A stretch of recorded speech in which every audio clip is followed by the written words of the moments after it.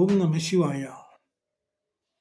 നാം ഇന്ന് പറയുന്നത് ജ്യോതിഷത്തിൻ്റെ 19ാമത്തെ വീഡിയോയെക്കുറിച്ചാണ്.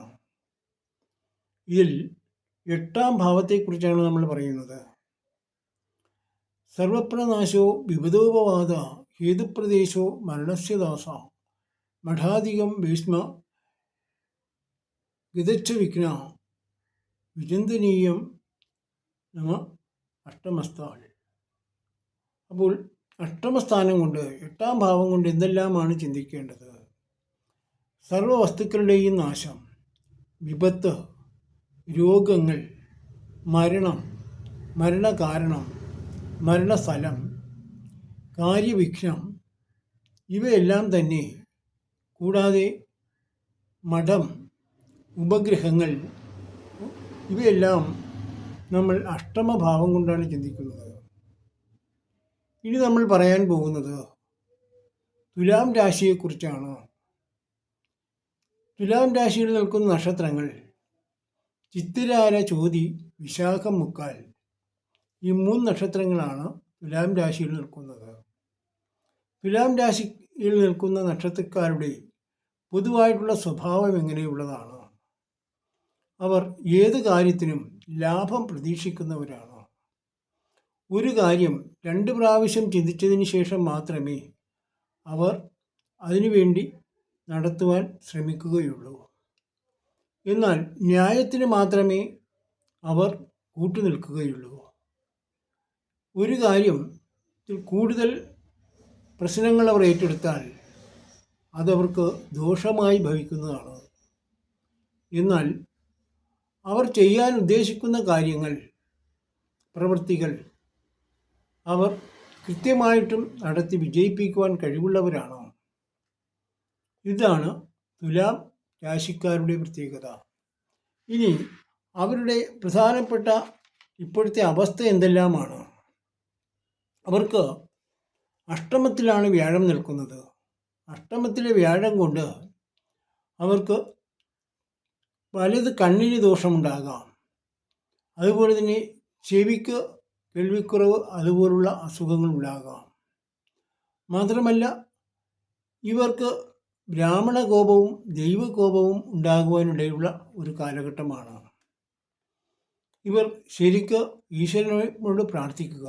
മാത്രമല്ല ഇവർ ഗുരുവായൂർ പോയി തിരുമുടിമാല, തൃക്കൈവെണ്ണ, അതുപോലെ തന്നെ പാൽപ്പായസം, നെയ്വിളക്ക് എന്നിവ ഇവരുടെ പക്കപ്പെരുന്നാൾ തോറും നടത്തുക.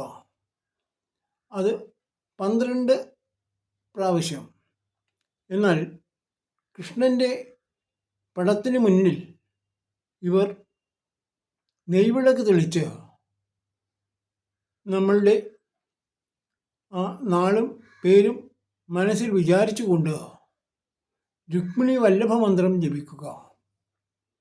ഓം നമോ ഭഗവതേ രുക്മിണി വല്ലഭായ സോഹ എന്ന മന്ത്രം 108 ഒരു ദിവസം ജപിക്കുക. ഇവർക്ക് വേറെയും ദോഷങ്ങളുണ്ട്.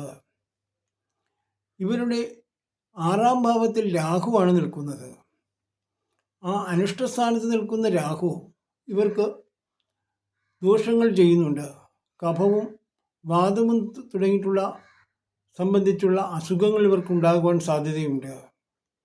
അതുപോലെ തന്നെ ഇവർക്ക് അറിവില്ലായ്മ കൂടുതലായിട്ട് വരും, കോപം വരും, ആപത്ത്, മടി, അതുപോലെ തന്നെ അലസത എല്ലാം തന്നെ ഈ കാലഘട്ടങ്ങളിൽ ഇവർക്ക് സംഭവിച്ചിട്ടുണ്ട്, അല്ലെങ്കിൽ സംഭവിച്ചുകൊണ്ടിരിക്കുന്നുണ്ട്.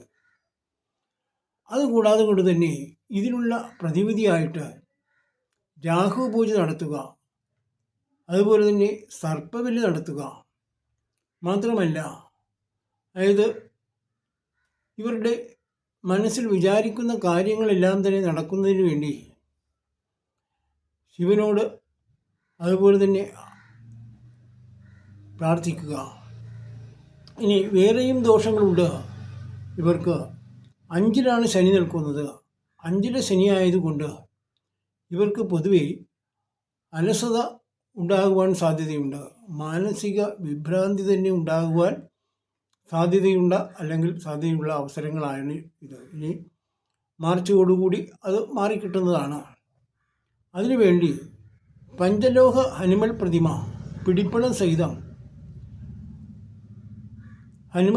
ഹനുമൽ കോവിൽ സമർപ്പിച്ച് ഹനുമൽ സൂക്ത പുഷ്പാഞ്ജലി നടത്തുക. വെറ്റിലമാല, വടമാല, അതുപോലെ തന്നെ നെയ്വിളക്ക് ഇവ ഹനുമാൻ കോവിലിൽ സമർപ്പിക്കുക. ഇതെല്ലാമാണ് അതിനുള്ള പ്രതിവിധികൾ. ഇനി 12ാം ഭാവത്തിൽ ഇവർക്ക് കേതുവാണ് നിൽക്കുന്നത്. അനിഷ്ടസ്ഥാനത്ത് കേതു നിൽക്കുകയാൽ സഹോദരന്മാരുമായിട്ട് കലഹമുണ്ടാകാം, ധനനഷ്ടം ഉണ്ടാകാം, സ്വർണം, പണം എന്നിവയുടെല്ലാം നഷ്ടപ്പെടാം, സമ്പത്തുക്കൾ നഷ്ടപ്പെടാം. ഇവയെല്ലാം തന്നെ നഷ്ടപ്പെടുകയും ചെയ്യും. തസ്കര ഭയമുണ്ടാകും, ശത്രുഭയമുണ്ടാകും, അഗ്നിഭയമുണ്ടാകും.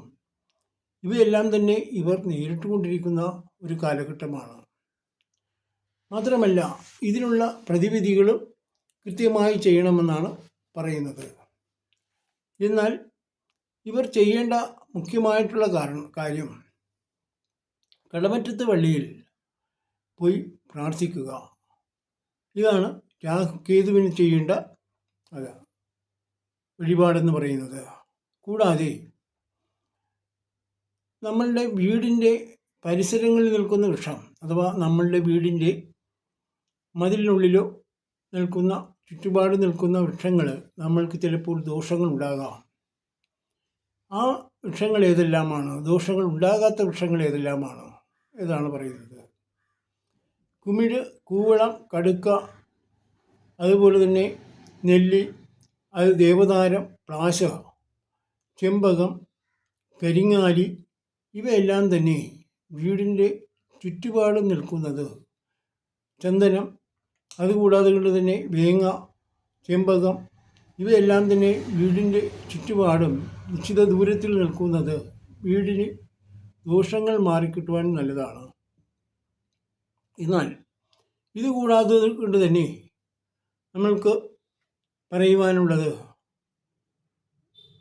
ദേവന്മാരുടെ ക്ഷേത്രങ്ങൾ, നമ്മുടെ ക്ഷേത്രങ്ങളുടെ ഏതെല്ലാം ഭാഗങ്ങളിലാണ് വീട് നിർമ്മിക്കേണ്ടത്. അതായത് വിഷ്ണുവിൻ്റെ ഇടത്തും അതുപോലെ തന്നെ പിന്നിലും വീടുകൾ നിർമ്മിക്കുവാൻ പാടില്ല. ഭദ്രകാളി, അതുപോലെ തന്നെ നരസിംഹം, ശിവൻ തുടങ്ങിയ ഉഗ്രമൂർത്തികളായിട്ടുള്ള ദേവന്മാരുടെ വലതു ഭാഗത്തും മുന്നിലും വീടുകൾ നിർമ്മിക്കുന്നത് ദോഷകരമാണ്. ഇത്രയും പറഞ്ഞുകൊണ്ട് നമ്മൾ ഇന്നത്തെ വീഡിയോ പര്യവസാനിപ്പിക്കുകയാണ്. എല്ലാവരും സബ്സ്ക്രൈബ് ചെയ്യണം, ലൈക്ക് ചെയ്യണം, കമൻറ്റ് ചെയ്യണം എന്നുള്ള ഒരു അഭ്യർത്ഥനയുമുണ്ട്. നിങ്ങളെല്ലാവരും തന്നെ സഹകരിക്കുന്നുണ്ടെന്ന് ബോധ്യമുണ്ട്. അതുപോലെ തന്നെ ഇന്നലെ പറഞ്ഞ ഒരു ചോദ്യമുണ്ടായിരുന്നു, അതിന് ആരും തന്നെ മറുപടി പറഞ്ഞില്ല.